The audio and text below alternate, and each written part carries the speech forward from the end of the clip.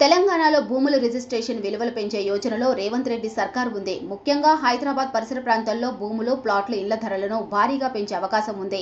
Market ధరలకు అనుగుణంగా registration విలువలను సవరించి ప్రభుత్వ ఆదాయాన్ని 40% వరకు పెంచాలని లక్ష్యంగా పెట్టుకుంది. ఏప్రిల్ 1 నుంచి కొత్త విలువలు అమల్లోకి వచ్చే అవకాశం ఉంది. హైదరాబాద్ పరిసర ప్రాంతంలో రిజిస్ట్రేషన్ విలువ 60% పెరిగే అవకాశం, ఇక కొన్ని ప్రాంతాల్లో 100% నుంచి 400% వరకు పెరుగుతాయని అంచనా వేస్తున్నారు.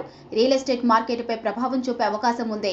గతంలో 2021లో భూముల విలువలను సవరించగా ఇప్పుడు ఇది మరో పెంపు.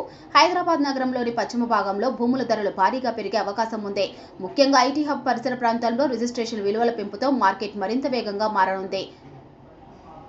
ప్రస్తుతం ఉన్న రిజిస్ట్రేషన్ విలువలు చూసుకుంటే గచ్చిబౌలి, కొండాపూర్ రెసిడెన్షియల్ ప్లాట్ అయితే 26,700 చదరపు గజం, కమర్షియల్ ఫ్లాట్ 44,900 చదరపు గజం, Narsingi, Manikonda residential flat 23,800, 23,900, Budvel residential flat 10,200. గతంలో జరిగిన వేలంలో ఎకరానికి 36 కోట్లు పలికింది. గచ్చిబౌలిలో రిజిస్ట్రేషన్ విలువ 50,000 చదరపు గజం వరకు పెరిగే అవకాశం ఉంది. ఈ పెంపుతో రియల్ ఎస్టేట్ మార్కెట్లో అధిక ధరలు నమోదవుతాయని, భవిష్యత్తులో పెట్టుబడిదారులు, కొనుగోలుదారులు కొత్త వ్యూహాలు రచించాల్సి ఉంటుందని విశ్లేషకులు భావిస్తున్నారు. భూముల రిజిస్ట్రేషన్ విలువ పెరగడం అనేక రంగాలపై ప్రభావం చూపనుంది. కొనుగోలుదారుల నుంచి విక్రేతల వరకు, ప్రభుత్వ ఆదాయం వరకు పలు మార్పులు చోటు చేసుకుంటున్నాయి. భూముల రిజిస్ట్రేషన్ విలువ పెరిగితే ప్రతి విభాగంపైన దీని ప్రభావం ప్రత్యక్షంగా లేదా పరోక్షంగా పడుతుంది.